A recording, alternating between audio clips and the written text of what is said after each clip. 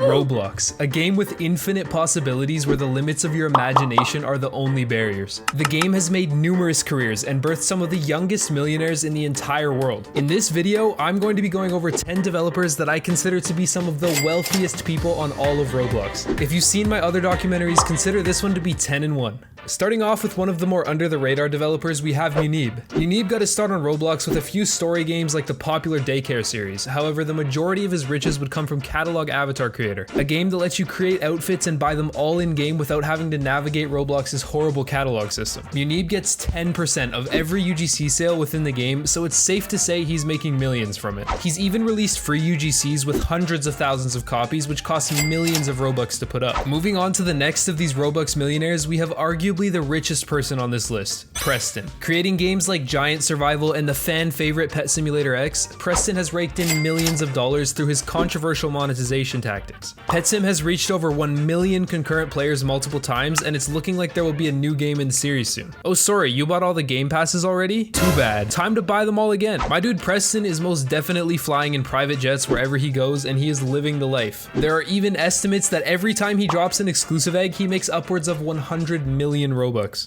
Taking a step back into OG Roblox, we have a name that older players remember dearly, Stickmaster Luke. Most prominently known for a game called Natural Disaster Survival, this guy has been raking in the Robux for over 15 years now with this game. It's definitely the oldest game that maintains this kind of player count on the platform, and if you doubt the riches Luke is being showered in, just take a look at this man's inventory. He owns every Dominus, multiple Sparkle Time fedoras, and is the #2 richest player on all of Roblox in terms of limiteds. It actually adds up to $2.5 million in USD just in limiteds alone. Up next, we have someone who might very well be the richest developer on the platform. You'd typically think of names like Preston, Hasm, or even the Adopt Me creators as the richest devs. However, the mastermind behind Welcome to Bloxburg, Coeptus, might very well hold this title. Just this past year, Bloxburg was sold to a massive company called Embracer for an alleged sum of $100 million.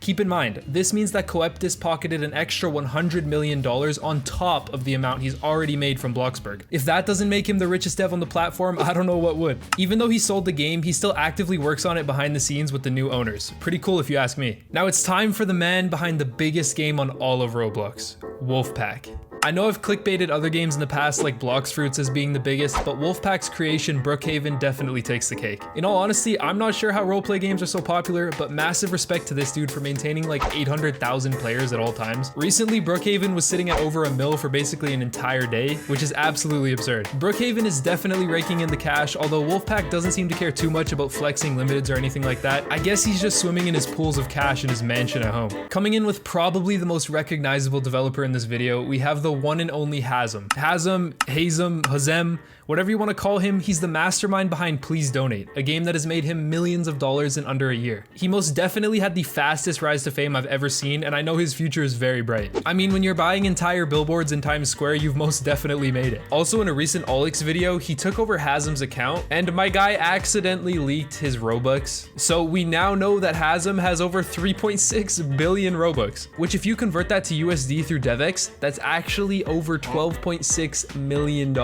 I actually made an entire video dedicated to Hasm, so I won't keep this section too long, but go check that one out if you haven't already after you finish this video. At this point, we've gone over 6 of the biggest names on all of Roblox, but this is genuinely just the beginning, so stick around until later to see a few names that might surprise you. Also, don't forget to subscribe because like 0.5% of you guys actually subscribe and it makes me really sad. You wouldn't want to make me sad, would you?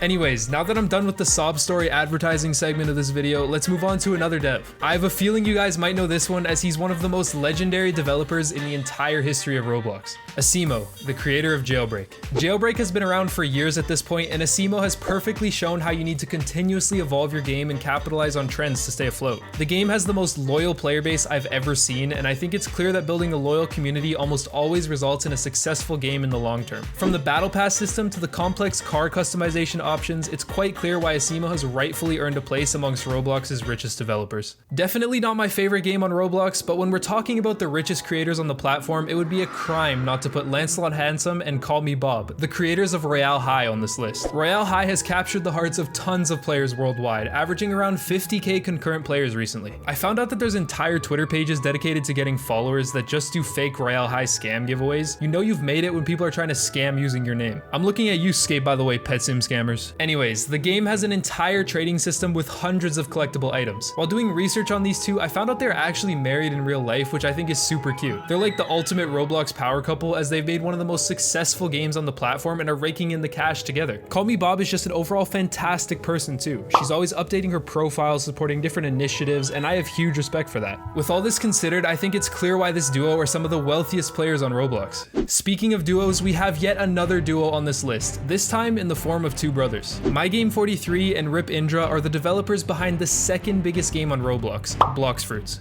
They've created a fantastic interactive open world RPG game inspired by none other than the biggest anime in the world, One Piece. If you guys doubt that these two are balling, then take a look at the leaked Roblox statistics from a few years back. Bloxfruits was one of the top earning games, raking over 2 billion Robux in that year alone. This equates to over $8 million in 1 year from Bloxfruits. The game has grown exponentially year over year, so if they made $8 million a few years ago, imagine what they're making now. The Bloxfruits brothers are well on their way to a private jet at this point. Ever played Roblox Bed Wars? Well, the mastermind behind Easy.gg is a man by the name of Snicktrix. Snicktrix has been on Roblox for over a decade, and in that time he's created quite a few games, including Islands, Prop Hunt, and a popular battle royale game called Rift Royale. Nearly every game this guy and his team has released has gone viral, which I'm sure has resulted in him becoming very wealthy as a result. I mean, just hop into Bed Wars and see how many kits there are. They sell them for 400 Robux each, and I know hundreds of people who bought all of them. There's even a title for gifting over 100 kits, and I've seen that title fairly commonly. Judging from his Rollimon's profile, Snicktrix doesn't seem to spend any of his earnings on limitage, which means every dollar, or Robux I guess, either goes right into his bank account or is invested back in the game. Quite a smart businessman, I think. Love it or hate it, you'd have to admit that one of the highest earning games on Roblox is none other than Adop Me. Created by Newfisy, the game was the highest visited game on the platform before being overtaken by Brookhaven. Adop Me has numerous game passes as well as a typical pet egg system where you can spend Robux to get a chance at the rarest pets in the game. Let's go, we love child gambling. But anyways, put aside the moral aspect of making millions off of children gambling their life savings for a virtual rainbow unicorn, because this is a video on the richest Roblox devs. Morals don't matter here. At least in Adop Me, you can purchase the eggs with in-game currency too. I'm looking at you, Pet Simulator X. This list wouldn't be complete without Nicholas, the creator of one of the most recognized Roblox games ever, Murder Mystery 2. He's not typically in the discussion when it comes to the richest devs on Roblox, however I think that he definitely deserves a spot considering that MM2 is the 6th most visited game ever, currently sitting at over 12.5 billion visits. Between the game passes and rather pricey godly bundles, over $30 for each of them, I think it's safe to say that Nicholas has made millions of dollars. I mean, just think about the Christmas events. I can't imagine how much Robux people are forking over for the holiday crates alone. You can't forget about premium payouts either. I haven't really talked about them much throughout this video, but premium payouts are a small amount of Robux given for every premium player that plays your game. The longer they play, the more Robux you make. As we all know, I don't exactly have access to MM2 statistics, but with 12.5 billion visits, you'd imagine at least 10% of those are premium players, which would result in hundreds of millions going straight into Nicholas's pockets. This also applies to every game mentioned in this video. When you get a game with billions of plays, you're almost guaranteed some hefty Robux, even with no game passes. Now, last but most definitely not least, we have Simon68, the developer behind Sharkbite 2. This man is the definition of rich. After checking on Rollimons, he is the wealthiest person on all of Roblox in terms of rap, and he's been on Roblox since 2009. That's longer than I've been on Roblox, so that's saying something. He's currently sitting on almost 250 million Robux in limiteds, including every Sparkle Time Fedora, all of the OG Sword limiteds, 10 Dominus Aureus, and 3 Dominus Rex. I guess Simon got bored one day because he also has 1,000 of these 8-bit health limiteds for some reason. I genuinely cannot comprehend having enough Robux for one Dominus, let alone 10 of one kind. Maybe one day. He even has his own toy made by Roblox, a goal many developers dream of achieving. This man is making my monthly YouTube earnings in like half a day from Sharkbite, which I think is pretty crazy. With that, it brings us to the end of this video, but wait. If you want to help me out with my channel, please leave a comment letting me know your favorite part of this video, and also leave any suggestions for future videos you'd like to see. Love you guys, bye bye.